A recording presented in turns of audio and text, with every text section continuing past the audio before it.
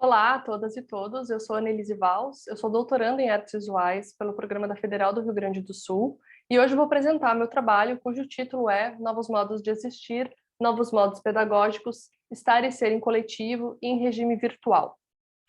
Esse trabalho ele parte do contexto da pandemia, do Covid-19 e condicionada às necessidades de confinamento. Eu experimentei uma micro-revolução no meu espaço doméstico, e acredito que assim, muitas e muitos aqui também, que também foi desdobrado nos modos profissionais e também nos modos subjetivos. Então, desde maio de 2020, eu tenho desenvolvido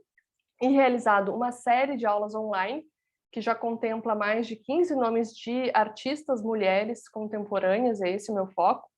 e seus processos de criação, de obras e também biografias.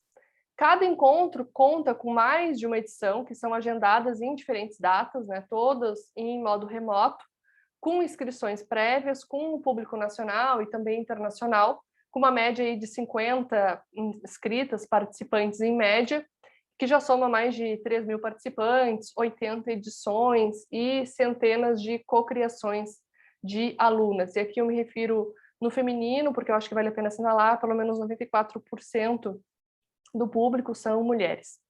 Essas aulas elas não se resumem a uma abordagem meramente teórica ou expositiva, mas antes o que eu procuro é um modo que permite com que cada participante também encontre espaço e tempo para se inserir nesses processos criativos a partir de alguns exercícios que eu proponho ao longo desses encontros virtuais. Então, esses exercícios, eles provocam uma espécie de giro referencial.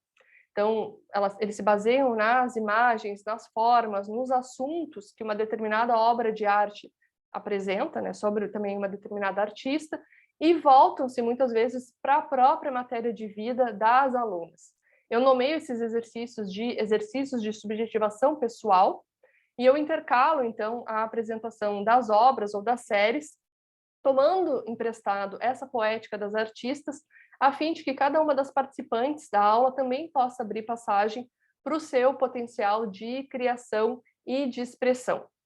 Essas somas das atividades e das experiências dessas múltiplas aulas que foram realizadas em 2020 e que seguem no ano corrente, 2021, se transformou numa ferramenta ilimitada que me possibilita navegar num amplo espectro que é artístico, que é filosófico, que é epistemológico, que é feminista, que é político e também é cultural. Então, a partir de perspectivas próprias a cada uma dessas artistas escolhidas para as aulas,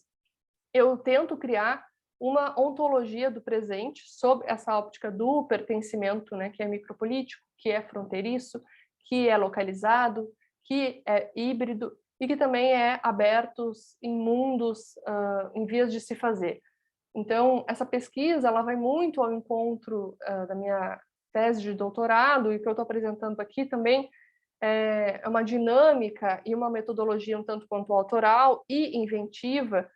na ideia, né, de tentar gerar pequenos vetores críticos, criativos e, eu diria, feministas de subjetivação.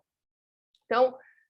o artigo que eu aqui apresento, esse trabalho, visa cartografar e investigar como o exercício e o processo criativo de cocriações dessas alunas, que são desenvolvidos nesses exercícios de subjetivação, podem acontecer, dando o caso aqui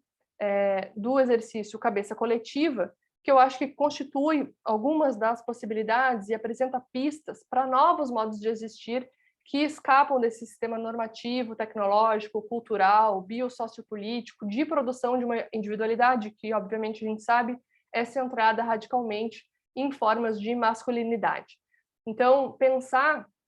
e essa é a imagem que eu quero mostrar para vocês, a partir da atividade criadora da Lígia Clark, que, obviamente, é uma das artistas que engendra, né, modos estruturantes e também desestruturantes no ser, né, fluxos que também a gente pode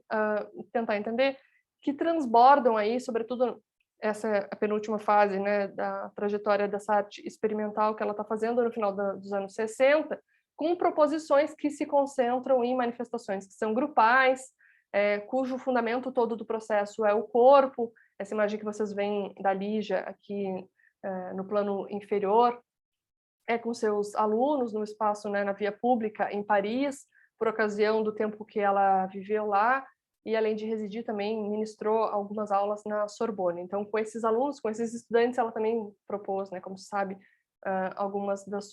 seus trabalhos. Então, pensar nesse foco, dessa importância que se desloca agora, né, do objeto, desse operador de significado, e passa por aquilo que pode emergir de uma relação que é intersubjetiva. Isso também me interessa nos exercícios. Então,